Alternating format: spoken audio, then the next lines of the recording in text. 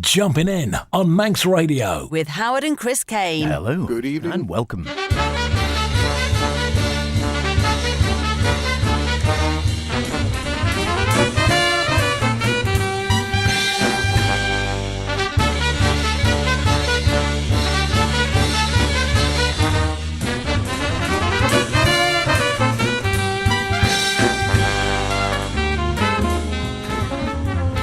Yes, we are here again, post-election. How do we manage it? I know it is Saturday night. It is 9 o'clock. Time to relax, because we're going to jump in with myself, H. And me, Chris. Yes, welcome along to this week's Jumpin' In. What a week it's been with the election, shaping the future of the island's services and economy for the next 5 years. Hopefully this legislation won't have another pandemic to deal with. Well, let's see if we can finally see the back of this one, of course. And what has it brought? A blessed union of candidates or a marriage of inconvenience? And what of those candidates themselves? Well, some are old, some are new, some are borrowed, and some undoubtedly are blue. Much like Jumpin' In then, except for the fact that we've been getting it right for years, at least in as far as bringing you the best in modern and contemporary jazz. So where did you stick your H this week, H? In the nicest sense. I'm going all astigmatic with Kameda, of course. Polish jazz. A couple of sad losses. My Foolish Heart. A song I thought I heard Buddy sing. Two great artists we've lost recently. And we'll get in a little bit of, let's call this. And Ingrid. From me, well, a deliberate spelling mistake, something we didn't have here and something we do, a fitting tribute to an old friend who's still with us from one who isn't, and to start off, something we could all well do without, a parking ticket.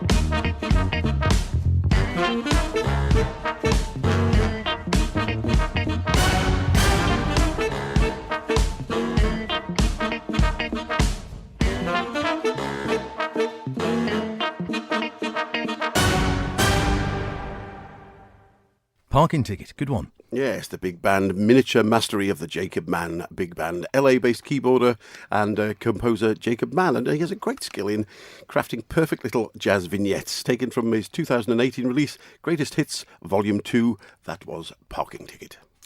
And indeed, let's hope that's not an omen. I parked somewhere the other day and I thought, oh, I'm going to be done, but I wasn't. Got away with it, thank heavens. I'm not telling you where I was parked, though, just in case anyone's listening who is actually... You shouldn't be saying that in case... Too late now. Yes, a couple of losses to mark this week as well, sadly. Lots of great recorded music to remember them by, but both gone perhaps younger than they might have done. The first of these, the great George Mraz, the bass player.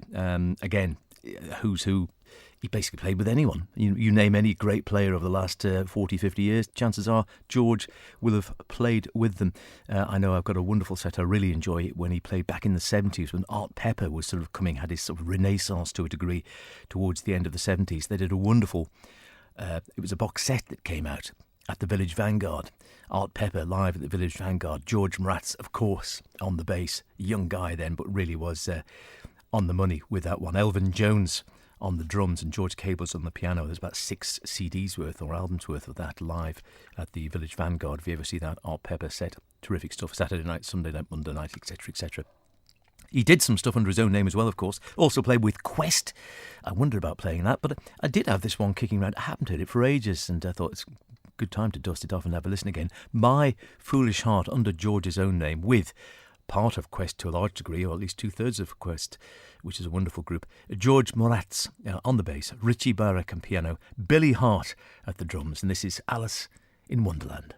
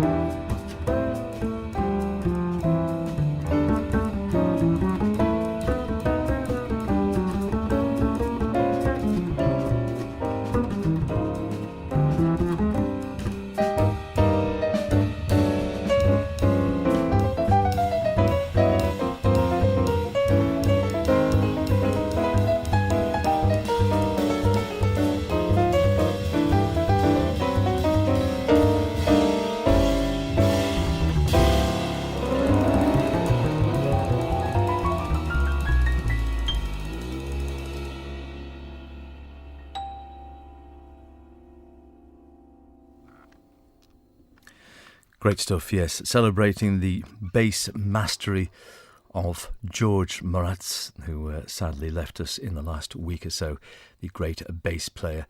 And that's taken from his album My Foolish Heart, recorded back in June of 1995 with a long-time stablemates, like I said, If You Ever See Again, Quest.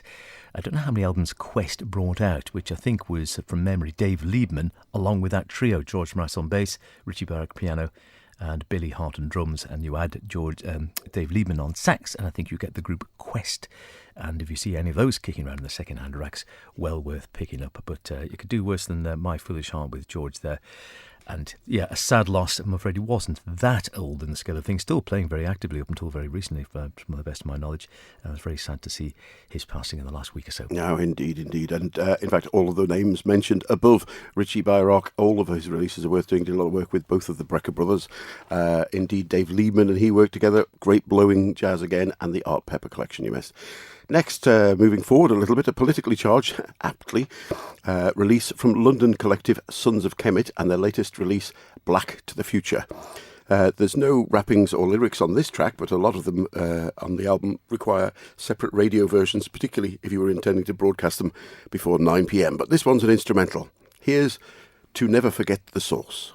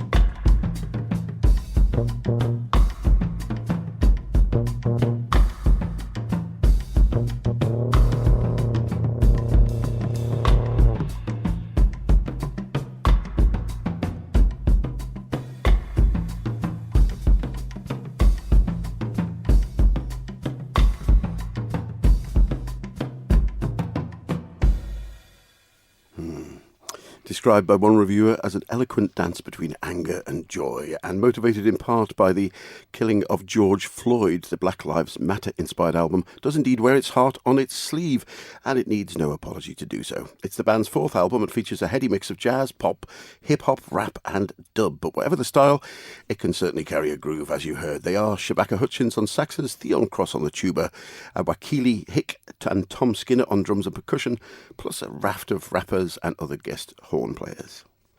Good stuff, and yeah, that sort of African beat going through in the drums. He's really heavy on the drums with that, and he really likes that sort of sound going through, but none the worse for that. And again, a lot, maybe it's a sign of the times, a lot, particularly in Britain, I think, of really, as you say, sort of music which is very politically driven, and of course hardly knew the link between politics and black rights and equal rights and such like, and jazz go way back into the beginning of jazz, realistically, I suppose. But it seems to be coming very much back to the fore again at the moment, particularly around Britain. I don't know and Shabaka particularly is consistently inventive. Yeah, absolutely. So was this man going back in the day being in the 1960s. He brought the great Thomas Stanko in many ways to prominence for so many. I'm talking about the music of Christoph Komeda, the pianist. I heard a bit of this when I was away on holiday driving back up the motorway, and I thought, gosh, that was quite good. It might have been on Jazz Record Requests. And it was from this album, Polish Jazz Volume 5. I'm quite tempted to find out what volumes 1, 2, 3 and 4 are now. And it is the classic album Astigmatic, the music of Christoph Komeda presented by the Quintet. I'll have a go at their names other than Thomas, perhaps after the track. Here's one of the shortest, just basically 3 tracks on the whole album, 2 really long ones and 1 shorter one. We'll hear the 1 shorter one because we can get that in, I think. And that is called Caton.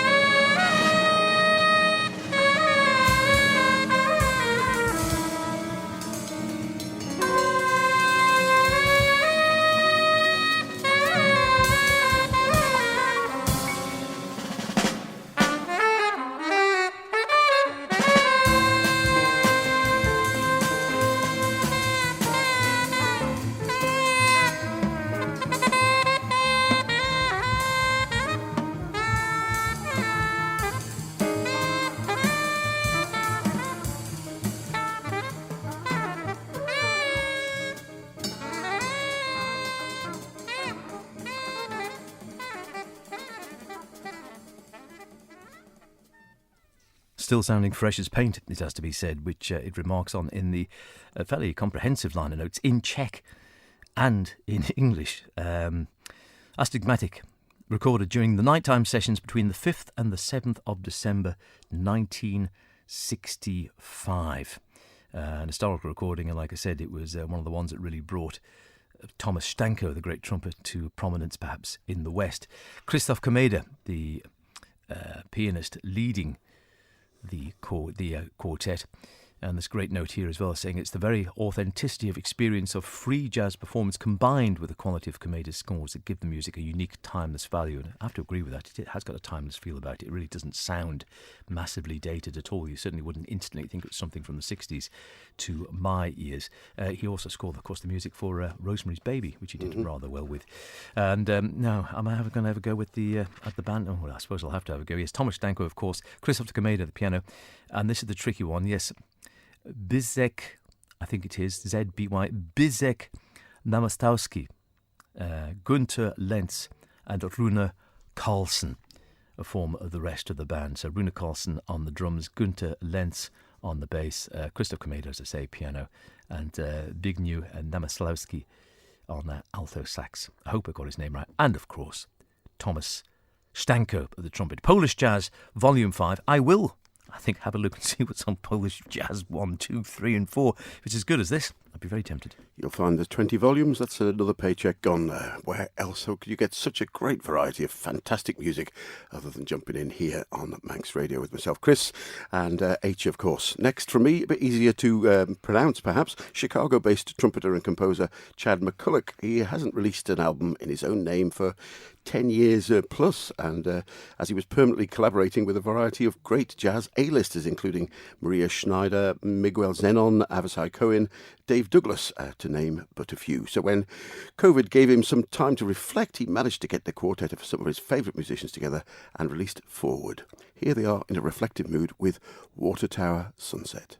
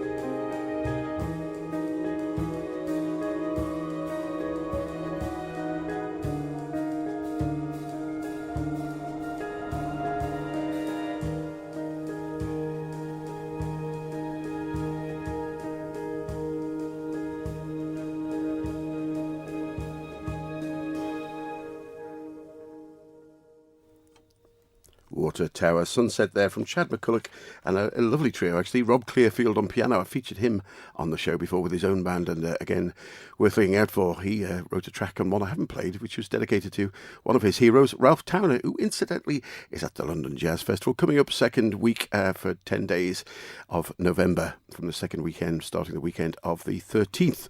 Get down there if you can. And before that, in October, of course, Isle of Man Jazz Festival and Martin Taylor. So lots of going on in live jazz field. So Rob on piano, bassist Matt Ullery, and drummer John Datemeyer. And he's a name to look out for, Chad McCulloch, and the album is called Forward. Very nice. Enjoyed that. Very nice indeed. Nice trumpet playing. Hopefully, speaking of trumpet playing, getting an interview with the great trumpet player Mark Isham in the next 2 or 3 weeks. Watch this space. Fingers crossed. Isham? We'll be reviewing. I also thought it was Isham, but yeah, we'll ask him. And then someone said, no, it's Isham.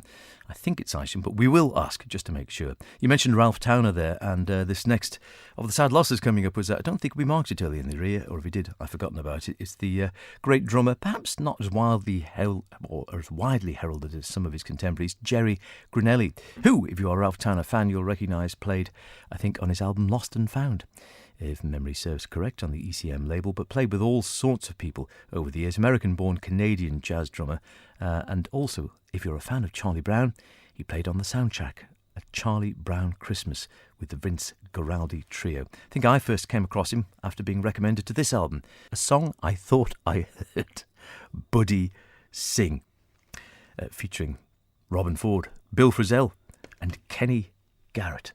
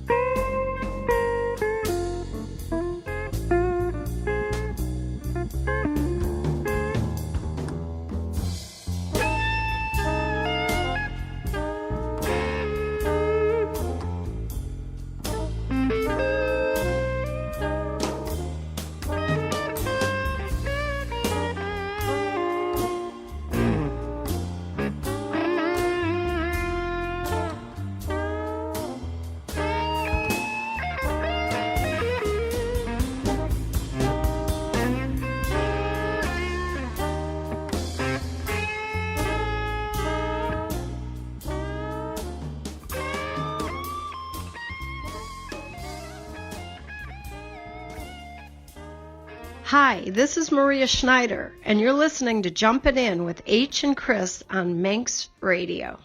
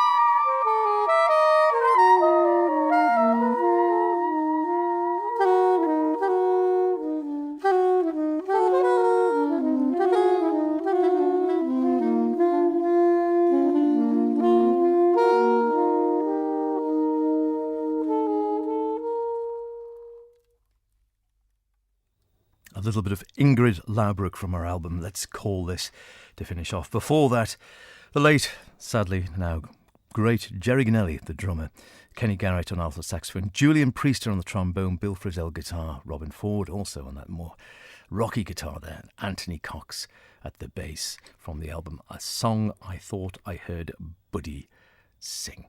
Well, that's about it for this week's show, but if you're glancing at the clock and thinking, wait a minute, aren't we being a bit short-changed? Don't worry, I've saved the best till last. The sad passing of keyboardist, composer and longtime Pat Metheny collaborator Lyle Mays last year was a shock to music lovers everywhere. But over a decade earlier, one of Lyle's last public performances was actually at a festival celebrating the marimba and organised by a lifelong friend. Not only did he give a 2-hour performance there, but premiered a new work dedicated to another old friend, Eberhard Weber, featuring wordless vocals that had been trademarked by his friend's Colours group releases. Lyle invited his niece Aubrey Johnson to sing at the concert, and she was also partly responsible, persuading him to record Eberhard, although not until 10 years later when his illness was beginning to limit his energy. But he called together a great group of friends to help, including Bob Shepherd, Richard Foreman, old Pat Metheny group colleague Steve Rodby on bass and producing, and when Lyle himself was unable to attend, Jimmy Johnson, Alex Acuna, Bill Frisell, and his niece on vocals, and of course Lyle himself. The final mix was played to him the day before he passed away, and is one last recorded gift to his friend and listening audiences all around the world. We should leave the last word to Eberhard. What an incredible honour. I'm overwhelmed and moved. Thank you, Lyle. Thank you, Lyle. Thank you, Lyle. Here's Eberhard. See you next week. Bye for now.